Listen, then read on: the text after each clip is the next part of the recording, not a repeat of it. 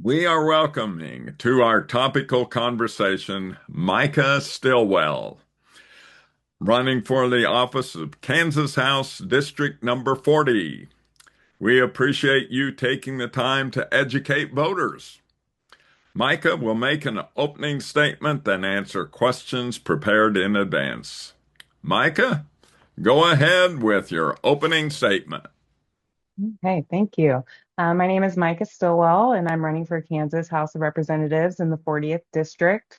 And the 40th District encompasses all of Lansing, part of Leavenworth, and part of the Delaware and High Prairie townships.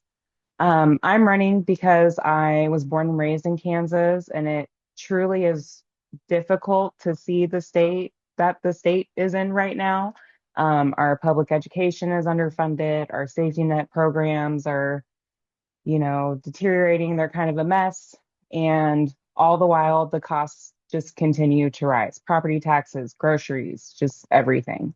And our Republican supermajority is kind of just focusing on the culture war stuff and, giving tax breaks to their millionaire and billionaire donors. And the rest of us, everyday Kansans are really struggling. So I'm running because I love my state and the people in it. I think we deserve better, and I know we can have better. Okay, Mika, thank you for that opening statement. Our Mhm. first question is, how are you going to keep in touch with your constituents? So I plan to utilize my candidate page on Facebook, and I also am a part of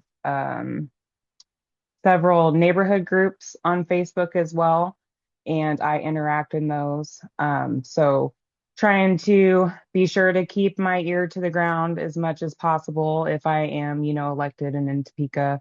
And also we have some city commissioners that will kind of do like a monthly or quarterly chat, at a coffee shop or the library. So I'm looking into, making sure I do some of those as well. Okay, thank you for that information.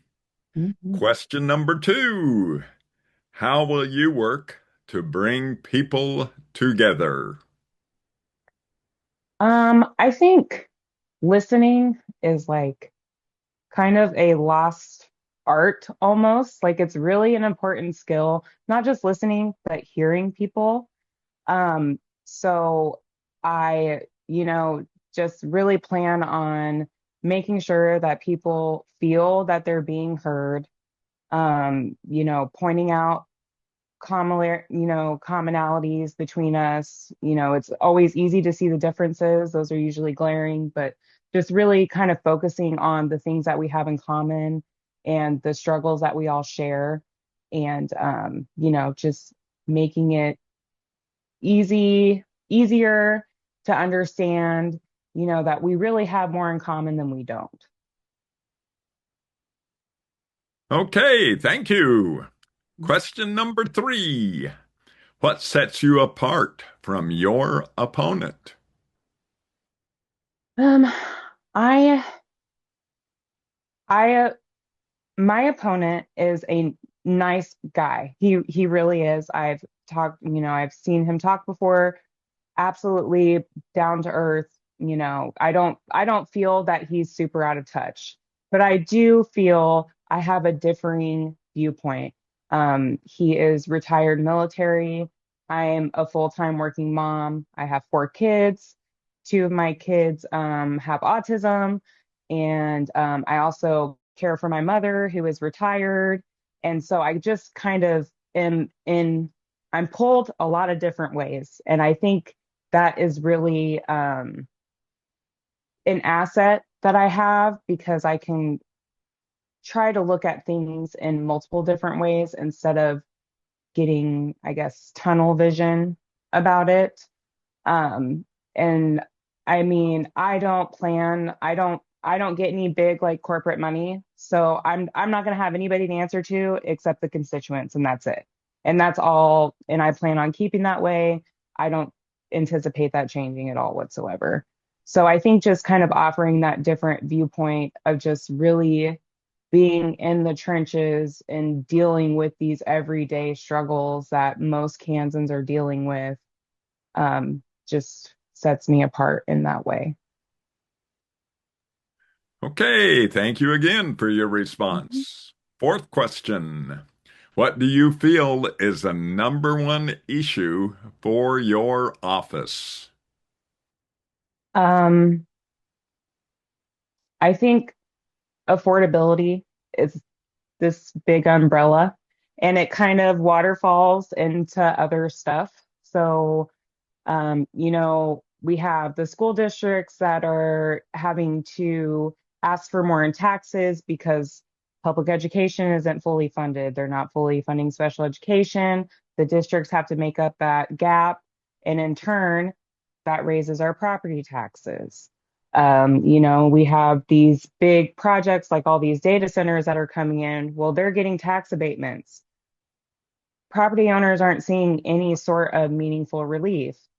It shouldn't, it's just strange to, on one hand, give those tax abatements to those companies that are building data centers, or, we have the Chiefs Stadium coming in, and that is really beneficial for the Hunt family.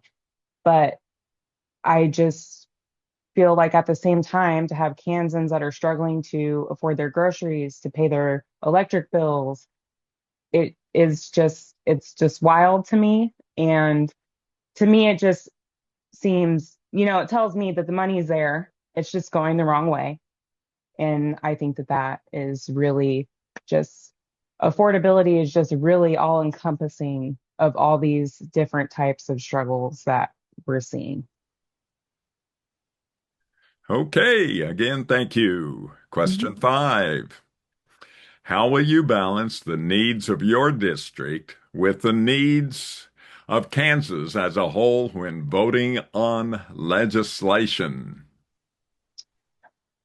Yeah, so I don't anticipate that being super difficult. My district it's rural, but at the same time, it is like Lansing is more suburban.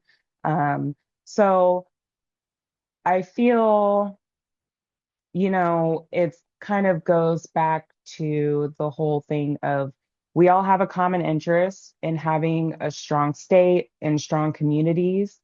And I think as long as my focus is improving the lives of all Kansans and, looking at it from, and just soliciting information or opinions from all types of, Kansans from all across the state. I mean, I'm open to doing that. But I think, we all have that common interest. And as long as that's my focus, I don't anticipate anybody, in Western Kansas being left out or feeling slighted or, feeling like I'm not taking their best interest into consideration. Okay, thanks again. Number six. What factors will you consider when deciding whether to support or oppose a bill? So for that, that really boils down to the help versus harm argument.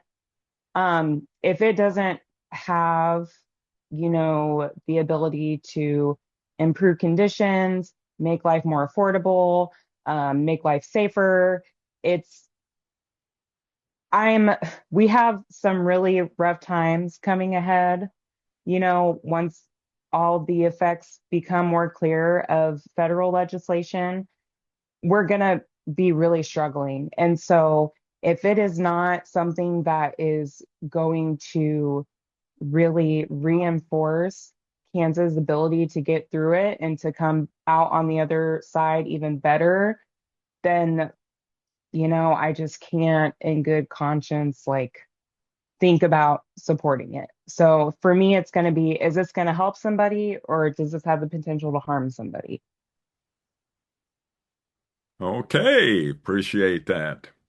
And the last question, question number seven. How will you work with the legislators who have different viewpoints to achieve meaningful results for Kansans. Yeah, so that just that brings me back to the listening. Just making sure that I they feel heard and I'm making myself heard as well.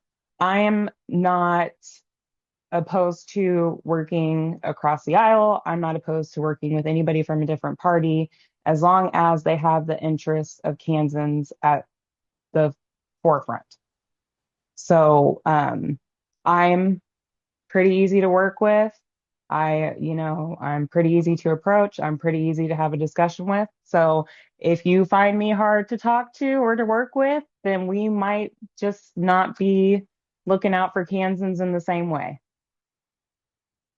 Okay, thanks again, Micah. And that's all of the questions. So you have an closing statement. Yeah, so this will probably just be really brief. I appreciate you reaching out and giving me this opportunity. I think the project is really admirable. I think voter education is super important. It's for me, it's the second thing next to voting. You need to also be an educated voter. So, um, I appreciate it, and I appreciate you giving me a platform to present my ambitions for Kansas and just how I plan to accomplish that stuff.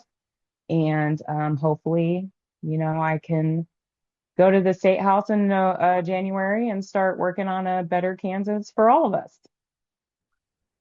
Very good, Micah. That is much appreciated. You taking the time and representing voters in your district. Um, it's real important that voters are informed and they can make a decision without just going in and doing some guesswork. So Yeah, absolutely. this is this is encouraging. So thank you very much, and Mhm. I hope you have a good day, and we'll take it from there. All right, sounds good. Thank you so much, Keith. Okay, Have a good day. I will. Take care. Bye Mhm. bye. Bye.